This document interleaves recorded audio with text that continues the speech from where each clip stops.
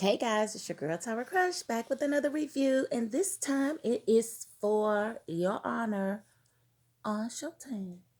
Now, if you haven't, please hit my subscribe button. I'm always forgetting, but I'm trying to remember. I'm trying to do better. And thank you if you do. Okay, so I just want to talk about it. It wasn't a really impactful episode, but some things did happen.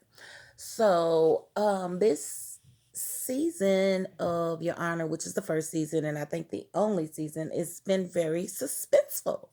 And they keep finding little ways to twist up the story. Okay, so if you aren't familiar with the storyline, there's a very prominent and very fair judge whose son has accidentally murdered the son of a mob boss, and he's trying to cover for his son. So far, he has helped kill a man, helped dispose of his body. He's done all kind of things outside of his ethical code just to keep his son safe. Mind you, he's trying to get his son to New York University and away from New Orleans and away from all of the mess. Well, his son gets accepted to New York University, but he done fell in love with the mob boss's daughter. So he ain't trying to go. Mind you, his teacher that he been sleeping with had, basically set it up for them to be together in New York. And he's like, I'm not going. I didn't get in. He told her he didn't get in, but the dad asked her about it and found out that he did get in. And then she saw them together with the little girl, Sophia, and it hurt her little feelings. But then she thought she was going to sabotage that whole thing and tell Sophia that he's the one that killed her brother. Because basically she's telling Adam that she loves him, and he's like, well, I love her. And she's like, well, not for long, because I'm going to tell. If you don't tell her, I will.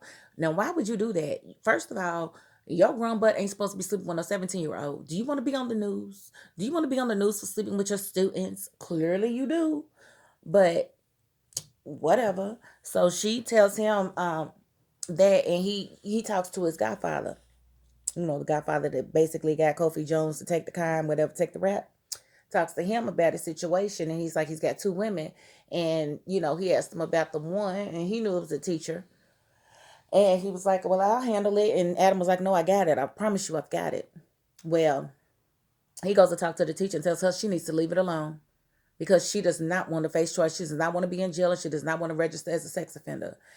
XYZ. So, and not only that, there was that officer that just won't let go. Basically, she's on the case and she wants to get this family, the Baxter, so bad, and she's watching everything, and she sees them following the judge, and she's like, I see what you're doing.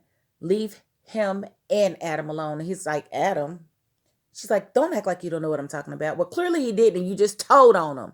Stupid. You're stupid. Lady, you're stupid. Okay? You're stupid. So she tells him about Adam, and he's putting two and two together and realizes that his daughter's boyfriend is Adam as well. And she doesn't know the last name. And of course, Adam hasn't volunteered that information either. So the father asked, his daughter, was she in love with him? And how much did she love him? And she was like, a lot. I love him a lot, Dad. With everything. And so the dad was acting very supportive and told her that he wants to meet him. She got excited. Like, oh, you want to meet him? Great.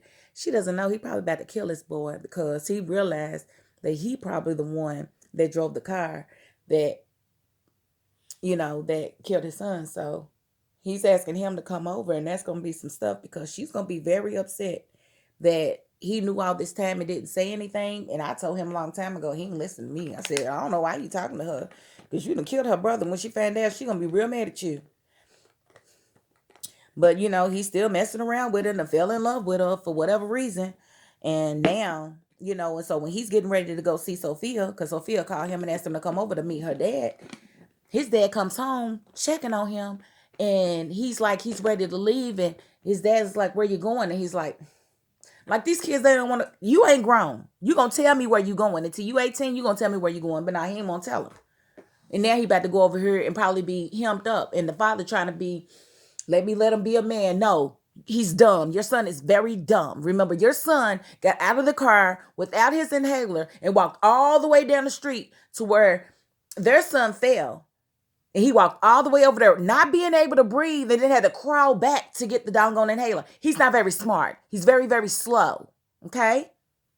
So I probably would have followed him wherever he was going, but no, Dad, you're gonna let him do his thing, and so he don't get mad at you or whatever. And now you're gonna have you a dead son. You're going through all of this. Now, mind you, he's still trying to work the case to where Carlo Baxter can get off, even though he's guilty. Now, Joey pops up. Joey is Carlo Baxter's best friend, and that's the one that he was at the table with when he was bragging about killing Kofi. Like he split his head open like a watermelon or whatever. And we all know Joey is on drugs. Well, basically, we saw Joey and Carlo go and get the drugs from the black lady. Well, get money from the black lady and supposed to take her the drugs back.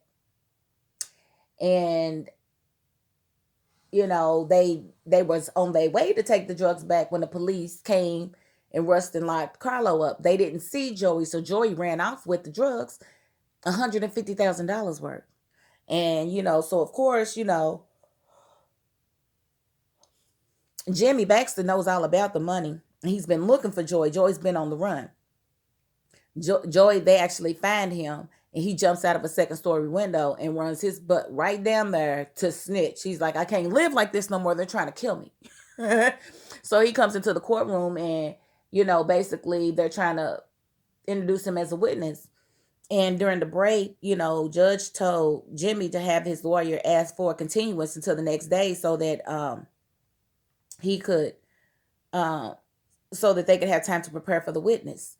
And they asked for it and he denied them. And Jimmy looked at him like this. But what he didn't know is that Judge had already spiked the water of Joey. So Joey was drinking all of this water and it was stuff in it. So I don't know what's going to happen to Joey. I don't know if he done killed him or he just put him out of commission to where he could be in protective custody and they can use him later. I don't know. But whatever he did, it definitely made Jimmy happy because Jimmy was afraid because Joey knows all their secrets. So it's going to be quite interesting next week. I don't know how many episodes we have left. I think maybe just one, but I could be wrong because it seems like they have a lot of loose ends to tie up before this thing is over with. So I'll be back next week and the week after and the week after if it takes that many. Okay. That is my $5.02. I do thank you for watching. Peace.